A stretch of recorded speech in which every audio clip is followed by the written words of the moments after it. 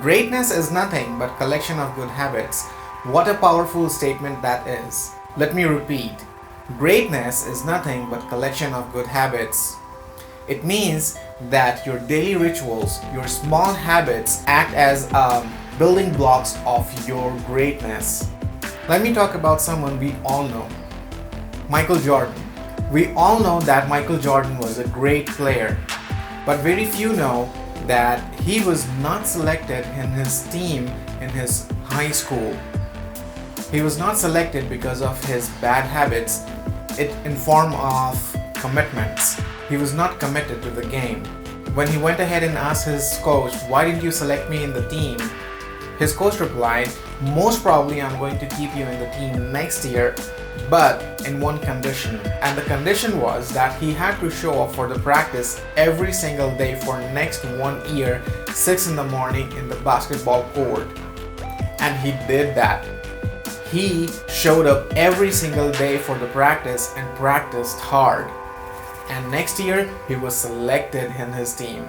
Though his team was defeated that year, but he learned great lessons. He developed the habits that helped him acquire the greatness that we all know about. In my last video, I had explained that we develop most of our habits in our childhood, good or bad. Most of our bad habits are recognized by our parents and it gets rectified on the way. And some get unrecognized and unrectified throughout our life. And those bad habits pull us back from what we want. For example, if you want to achieve this result and you're getting this, and there's a gap between what you want and what you're getting, it's because of the habits that's pulling you back from the success. So you have to first of all identify that what are those habits that's pulling you back from the success. So the very first step was to recognize those habits, write down on the paper. Now when you have list of all your good habits that you want to acquire and all the bad habits that you want to get rid of, you can work on it now. This video is all about building good habits. In this video, I will explain the 4 steps of building good habits. I'm going to make another video for breaking bad habits. Well, before I start to explain the 4 steps of building habits, I need to explain something. We all know that we can build good habits or we can do anything with the help of motivation and willpower, right? Motivation and willpower can help us achieve any great results. But there is a problem. The problem is that motivation and willpower are in limited supply. Yes, motivation and willpower is not the permanent solution. It's a temporary solution. You can be motivated for some time and do something, but it is not the permanent solution. If you have to find the permanent solution, you have to change the habit. I'll explain. When we are thinking, when we are making decisions, we are thinking from our prefrontal cortex, which is our conscious brain, which is our creative brain. But the problem is that we use our creative conscious brain 5% of the time. 95% of the time, we are thinking from our primitive brain, which is our subconscious mind. So if you have to learn something, if you have to adapt something, the permanent solution is that you have to bring whatever you want to achieve from your conscious mind to your subconscious mind. Subconscious mind is a one-way door.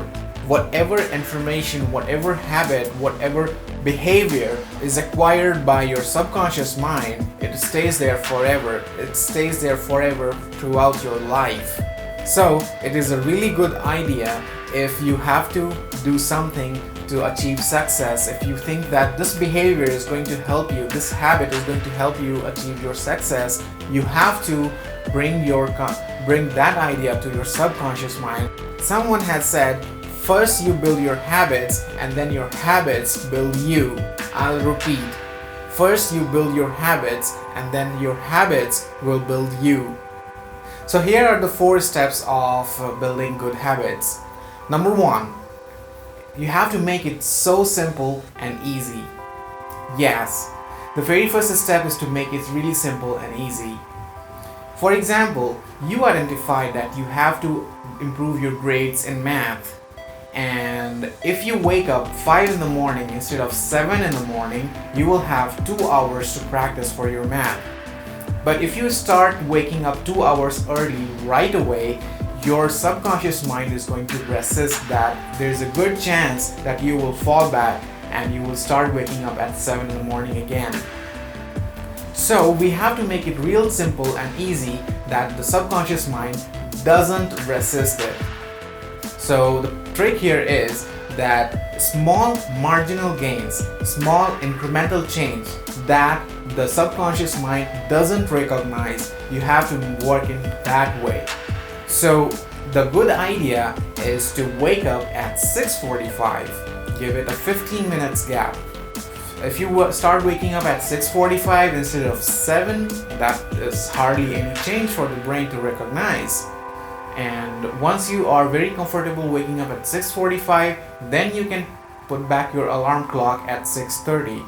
Or maybe you can do it as first day you can wake up at 6:55, the next 2 days you can make it at 6:50, and next 2 days you can make it 6:45 and something like that.